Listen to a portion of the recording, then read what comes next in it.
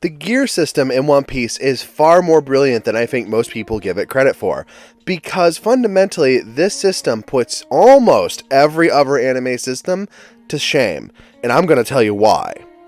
First off, when we look at One Piece's power system, I love the simplicity in it. I mean, a lot of other power systems will fall in between the two ends of the spectrum, and that spectrum is One Piece and Hunter x Hunter. I should really point out I love both of those power systems, but for very different reasons, although ironically, they lead to the same end, which is a power system that you can comprehend, you can experiment with, and you can picture yourself trying to use if it was real. One of those key aspects then is that for a main character, the key is to give them a strong set of powers, but give it to them in a way that they can earn that power progressively. And Luffy exemplifies this in spades, far more than Ichigo, far more than Naruto ever did, and almost any of the big three of the new generation. Because of that, the gear system is something you really have to talk about because it's brilliant. So the basics of Luffy's powers is that he's made of rubber. So if you're made of rubber, you get the Mr. Fantastic style powers. You can stretch, you can kind of warp your own body shape a little bit, you can jump really high, stuff like that. He's resilient to all blunt force attacks, which fortunately also makes him immune to pistols in this world. And beyond that, though, it's a really basic ability. It's not super strong. It's not like it was one of the most coveted devil fruits originally. So because of that, how are you going to take this goofy but still fairly okay example of a power and make it into something exceptional for basically shonen? Because we all know shonen power progression, power creep, especially with villains, is dramatic. And that's where the gear system came in. Now, would you have immediately thought that Gear 2 could exist? The idea that Luffy could use the rubber in his own body to contract himself, could contract his veins, his arteries, and pump his blood faster to give himself superhuman speed and strength? No! Why would I assume he could do that?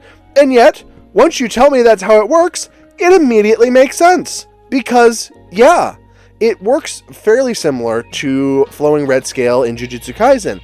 It gives you an enhanced body for however long you can sustain it. Now, one of the other great things about the One Piece power system is that when you do an extreme power up like that, it is costly. And it costs Luffy a lot on his body to use Gear 2 and then later Gear 3, because he doesn't yet have the ability to access what will later be Gear 4, which is his Haki. So for a good portion of the story, he's using these to accelerate what his body would naturally be able to do without any sense of protection. Now, obviously, Gear 2 makes him faster and stronger. Gear 3 is where he would experiment with, like, making parts of himself larger, like for Elephant Gun, but they weren't really fully developed yet. And that's where Gear 4 comes in. Gear 4 being his most highest power, augmented with Haki. Now, technically, you transition down a little bit into Gear 3, which can be used with Haki. It becomes a bit of a more flexible ability for him later. But once he has Gear 4, you see almost never Gear 2 the same way again. And why would you? Once he's harnessed the upgraded form. And that's really going into, his various combat forms. Snake Man and Kong Man, those are incredibly powerful abilities. And they're kind of genius because they exemplify the maximum of what his element can do. I mean, when you really think about rubber, it can come in so many different forms. It can be flexible, pliable, stretchy, but it can also be incredibly dense, hard, resilient. And he figured out a way to tap into those different specific elements of his power to create that ultimate power-up. So while on the face of it, it did require extra training in other things like Haki and his just general combat ability, you really have to think about the fact that his upgrade is far more impressive than a lot of other characters, because it comes so much from his training, his hard work, and the natural ability that he was already given.